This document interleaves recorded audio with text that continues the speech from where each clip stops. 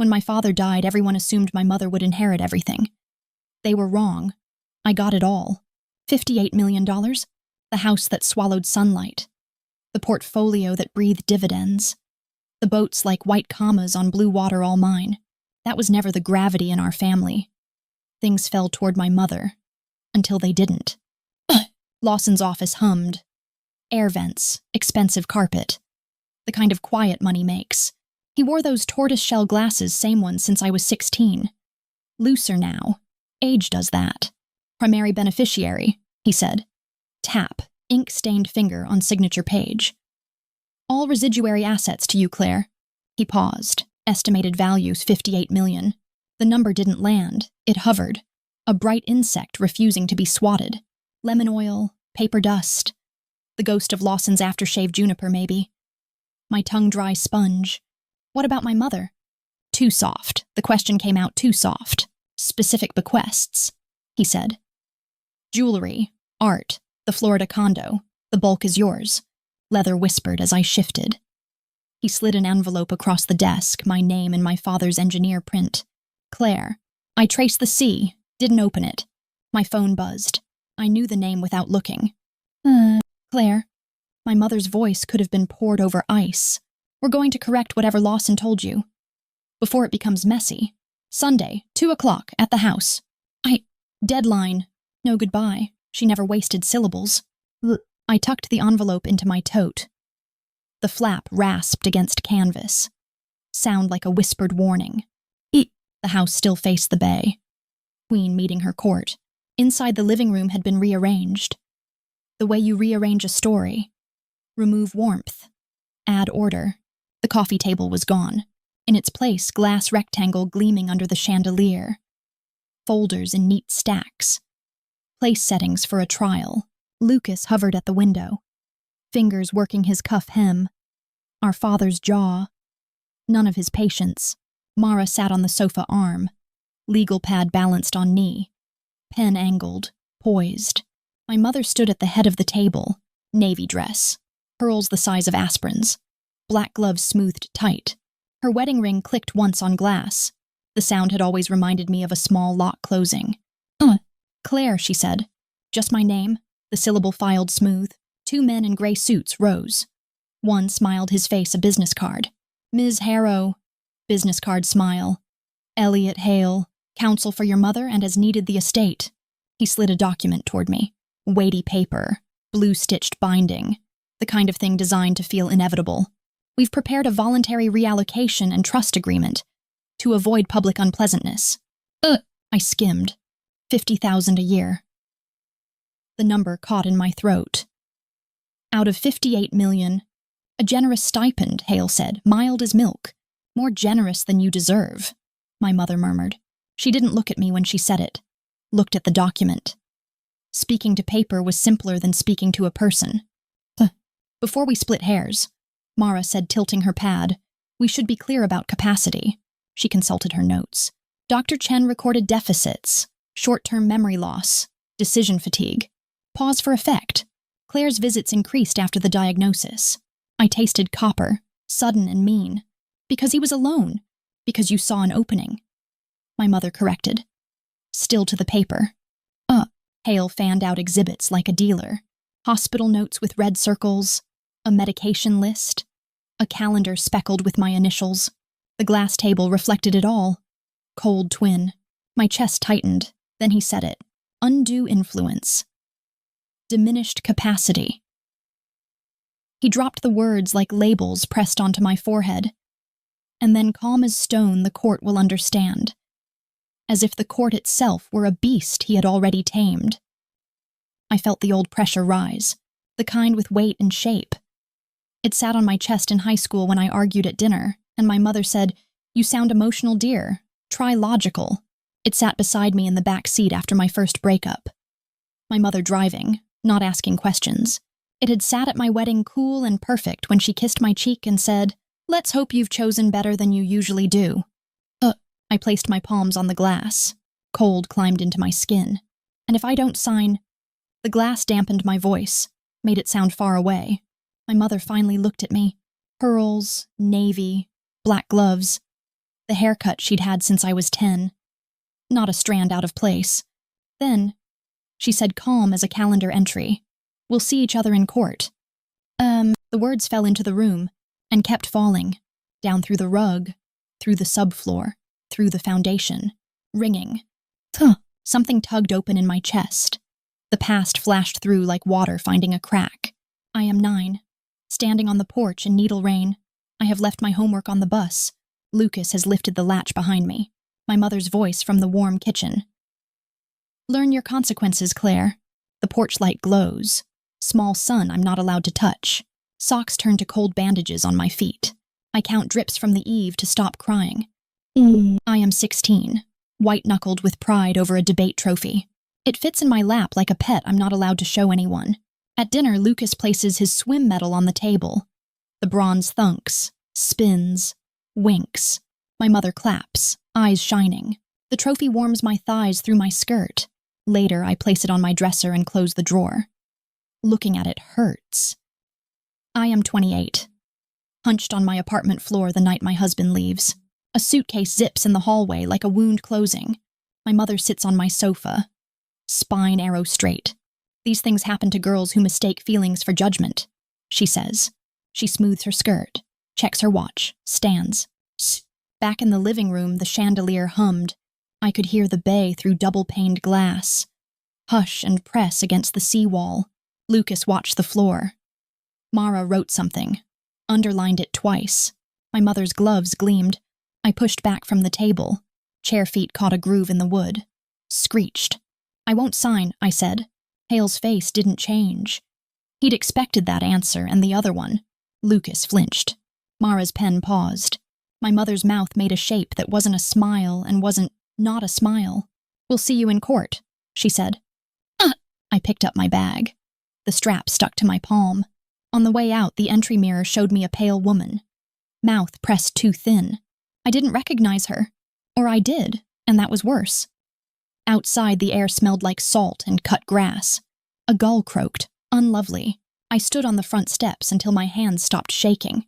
Then I walked to my car, drove the long way home, the way that followed the water. Waves threading and unthreading themselves beside me. In the days before the hearing time had edges, I ate toast over the sink, without tasting it. I washed a coffee mug 3 times. Couldn't remember if I'd washed it. Lawson called every morning, kept his voice even, herded facts like a good border collie. The morning of court I chose carefully. Navy dress that didn't wrinkle. Flats that didn't click. In the mirror, I tried on a smile, took it off again. I tucked a tin of mints into my bag. Without thinking, I didn't eat one. Department 12 smelled like coffee and floor cleaner. Something metallic from the microphones. The bench rose dark and polished, the way important wood does. The clock above the door clicked. So softly it took 3 minutes to hear it. Hale sat at counsel table. Second attorney. Paralegal who stacked exhibits with satisfying claps. My mother sat behind him. Gloves in her lap like folded birds. Hair perfect. Mouth calm. Mara next to her, shoulders squared, legal pad out. Lucas in the row behind, ears red, knee bouncing until Mara touched it without looking. Lawson took the seat beside me. He opened his legal pad, uncapped a fountain pen, as if we were about to take notes in a lecture instead of fight for my father's last will. "All rise," the bailiff said. The judge entered, black robe like water falling. We sat. Hale spoke first. His voice was a tool honed by use. He talked about trajectory of decline, risks of polypharmacy, the unprecedented nature of my father's decision. He referred to my visits as increased contact. He called our conversations opportunities for influence. He said, "It is with reluctance we bring this contest." Did not sound reluctant. They spread out hospital notes, the medication list, even a calendar with my name circled in red. Pages that felt less like evidence and more like fingers stabbing straight into my chest. Lawson did not object much. He made small marks in the margin. Looked down when my mother looked at me. My heart climbed up my throat, tried to beat there. When it was Lawson's turn, he did what he'd promised. Structure first. He laid out the timeline like stones across a river. The exam with Dr. Morales. the test results, the witnesses. To me, each detail sounded less like procedure and more like my father's breath, lingering fragile but strong enough to hold back the tide. He asked the notary to describe the signing. She said my father had made a joke about the pen, that it wrote too smoothly for a man who liked to feel the scratch of paper. Hale cross-examined the notary, the doctor, the neighbor who'd driven my father home from the office that day. He could make a question sound like a lullaby or a trap. He turned each question like a knife in the wound. Could clarity collapse overnight? Could love itself be evidence of manipulation? Could grief be twisted into proof of guilt? I sat there, pulse in my throat, as if it were me, not my father, under dissection. He looked like a man placing gentle hands on the small of a judge's back, steering her where he wanted her to go. I could feel the room tipping, a slope the tiniest bit steeper. Lawson stood. He didn't raise his voice. Your Honor, he said. The decedent anticipated precisely this. With the court's permission, we'd like to play a recording.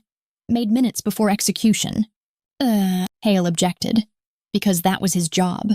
The judge overruled. Because that was hers. The lights dimmed. The screen to the right of the bench flickered. Caught. Resolved. My father sat at the small conference table in Lawson's office. Cardigan gray. Tie loosened. The scratch on his knuckle looked like a comma. He sat straight but not stiff. Dr. Morales stood to one side with a clipboard. Pastor Ruth sat to the other in her sensible shoes. Today is October 1st, my father said. His voice had that familiar worn cedar sound. I am Edward Harrow. I've been examined by Dr. Morales. He paused. I am, in his opinion and mine, capable of executing this instrument. He spoke like an engineer assembling a bridge, piece by piece, glancing not at the camera but at the people who mattered to him. He named what he owned, not with pride but with inventory. He named us too. When he said my mother's name, he paused, as if setting down a weight. When he said mine, his mouth softened. I leave the bulk of my estate to my daughter Claire, he said, because she has not asked me for anything except honesty. My mother's gloves creaked once, leather on leather. The sound was small and enormous at the same time. If anyone doubts me, my father added, Dr. Morales's report is attached. This is my decision. Freely, deliberately. He smiled just barely, measured twice. The screen went black. Silence followed. That felt like a held breath. In it, I noticed ridiculous things, faint nick in the wood on counsel table. The way courtroom light made Hale's hair look lighter. The notary's shoes. Sensible in a different way than Pastor Ruth's. Petition to freeze the estate is denied, the judge said. Contest proceeds to the merits. Hale recovered.